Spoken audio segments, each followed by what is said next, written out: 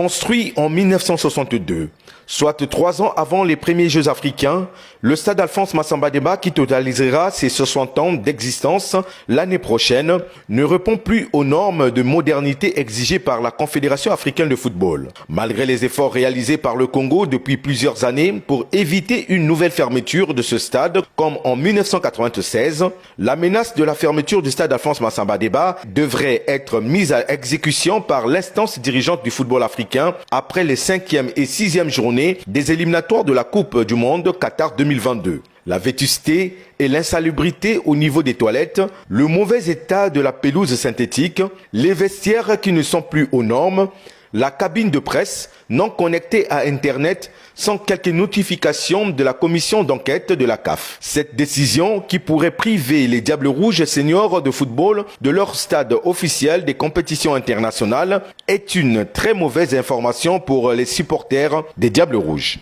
On va fermer le stade mythique Alphonse Massamba Déba, quand nous étions enfants, on appelait le stade de la Révolution. Parce qu'il y a une négligence notoire. À quoi aura servi tous les investissements que le président de la République a eu à mobiliser pour la promotion du sport? Et là, vous avez pris Massamba Déba qu'on va fermer. Mais le stade de la Concorde de Kintélé, ça aura servi à quoi? Je suis allé à Sibiti, ça fait pas longtemps. J'ai vu le stade de Sibiti, c'est dans l'herbe. Allez-y à Dambala. Dans chaque département, vous avez un stade moderne. La responsabilité revient aux dirigeants. On a mobilisé l'argent, on a construit le stade, et aujourd'hui, les stades ne sont pas conformes. Alors, comment on peut expliquer ça? Quel est le rôle du ministre qui gère les stades au Congo? Voilà la problématique. Et là, il faudrait qu'il y ait un sursaut patriotique. Nous ne pouvons pas accepter que, pendant que les Diables Rouges jouent, les matchs seront délocalisés. Donc, je suis très déçu, très fâché contre cet amateurisme qui se manifeste dans la gestion du football. Même si depuis un moment, à cause de la Covid, les activités se jouent pratiquement à huis clos, mais jouer à domicile, c'est quand même quelque chose. Donc je pense que c'était quand même regrettable de voir que les Congolais ne vont plus évoluer à domicile pendant un moment. Que ce soit les vestiaires, que ce soit la pelouse, tout ce qu'il y a comme détail, en tout cas pour le Congolais, il n'est pas concevable que les matchs puissent être délocalisés.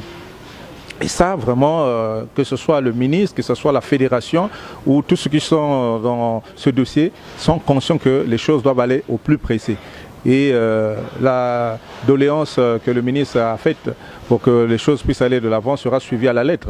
Donc, s'il y a lieu de corriger, corrigeons rapidement. Entretenir demande beaucoup de moyens. Est-ce qu'après avoir construit ce stade-là, on avait pensé à l'entretien? Je pense que c'est là où le bas blesse. Maintenant, c'est de l'argent gaspillé. Parce que lorsque vous voyez le stade de Sibiti, le stade de Djambala, ça a coûté des milliards. Si aujourd'hui ça se trouve dans les herbes, mais je pense qu'il n'est pas trop tard. Il est temps de pouvoir se ressaisir et de rattraper cela. Suite à la correspondance de la CAF annonçant la fermeture du stade Alphonse Massamba Déba, l'organe technique du football congolais, la FECOFOOT, a réagi. Pour cette institution, les Congolais ne doivent pas être surpris de cette décision de la CAF qui n'a cessé d'avertir les autorités sportives du pays. Le Congo n'a pas d'autre choix que de se conformer aux normes recommandées par la CAF avant le début des éliminatoires de la CAN 2023. Comme toutes les autres fédérations, nous avions reçu un cahier de charges de la FIFA et CAF pour mettre les stades dans les exigences du football de haut niveau. Et donc, avant la pandémie, il peut se situer à plus d'1 an. Et vous savez bien que les stades appartiennent à l'État.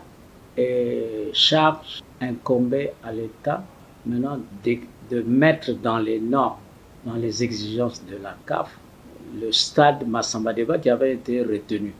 Et donc, on ne peut pas être surpris si aujourd'hui, ce stade, à l'instar de beaucoup de stades au sud du Sahara, qui ont été fermés, qui ne répondent pas aux exigences.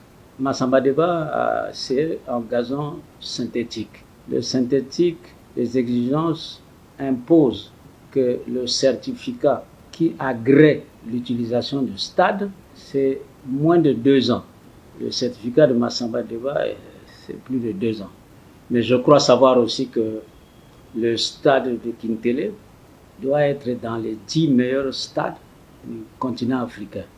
Et que le stade Kintélé, naturellement, il est encore actuel. Donc il est plus facile de mettre dans les normes, dans les exigences à comparer au stade Massamba Déba. Je pense qu'il n'y aurait pas beaucoup de travaux d'aménagement à faire. C'est surtout l'aire de jeu. On ne peut pas passer outre. Il faut se préparer qu'on pourrait jouer à l'instar des autres pays. Ce sera au Congo de choisir le pays le plus proche où le terrain répond dans les normes pour aller jouer. En ce moment-là, après la date effective de fermeture. Doté des stades dans l'ensemble des départements du pays lors des municipalisations accélérées, le Congo, à travers le ministre du Sport, n'a pas pu mettre en place des mécanismes pour leur entretien et surtout leur remise à niveau, comme c'est le cas du stade Alphonse Massamba Déba ou celui de la Concorde à Kintélé, actuellement en état d'abandon. Lors d'un point de presse, le ministre congolais en charge des sports a rassuré l'opinion nationale de trouver des solutions idoines pour remettre le stade Massamba Déba dans les conditions exigées par la CAF le plus vite possible. Et qui m'a présenté le rapport, qui n'était pas aussi désolant que ça, mais il m'a dit franchement, monsieur le ministre, vous allez jouer votre dernier match, c'est celui contre la Namibie, parce qu'il faudrait remettre à niveau certaines choses dans votre stade. Il n'y a rien de grave, de gravissime. Nous allons le faire. Demain, l'État aura certainement des moyens pour faire en sorte que le stade reprenne sa forme habituelle. Mais de 62 à aujourd'hui, beaucoup de choses ont changé. En 2017, lorsque nous avons pris ce ministère, et il fallait déjà à l'époque, donc il y a cela 4 ans, remettre ces stades à niveau. Il y a 4 ans, nous avons homologué quelques stades. Je crois qu'on n'a pas pu homologuer 2, c'était Evo et puis Djambala. Mais si la CAF revient aujourd'hui pour refaire le tour de ces stades, je suis sûr qu'ils ne nous donneront pas l'homologation pour que les matchs internationaux se jouent là-bas. Interrogé sur la gestion du stade de la Concorde, qui n'est pas non plus aux normes, lors de ce point de presse, le ministre Ngolondele s'est exprimé en ces termes. Le grand stade est fermé parce qu'il n'y a plus de sonos. Beaucoup de choses ont été volées là-bas. Donc ce stade est fermé. Le stade annexe, oui, de temps en temps, même les Diables Rouges s'entraînent là-bas. Et c'est tant mieux parce que une pelouse sur laquelle on ne joue pas peut aussi s'abîmer. Mais le reste, on peut dire que c'est à l'abandon. Le complexe nautique, je crois que on n'entretient même plus la piscine. Il y avait une société qui gérait là-bas et ils avaient pris la piscine d'entraînement comme piscine annexe à l'hôtel. Je crois que là aussi l'hôtel a fermé. C'est un peu difficile à comprendre hein, parce que ces lieux sont gardés par la force publique. Vous comprenez bien que c'est pour ça qu'il y a quelque temps, le ministre que je suis avait demandé au chef du gouvernement sortant de faire garder ces infrastructures par des sociétés de gardiennage privées. Pourquoi les sociétés de gardiennage privées? Parce que avec ces sociétés, il y a les assurances derrière. La balle est désormais dans le camp du gouvernement pour remettre le stade Alphonse Massamba Déba au niveau.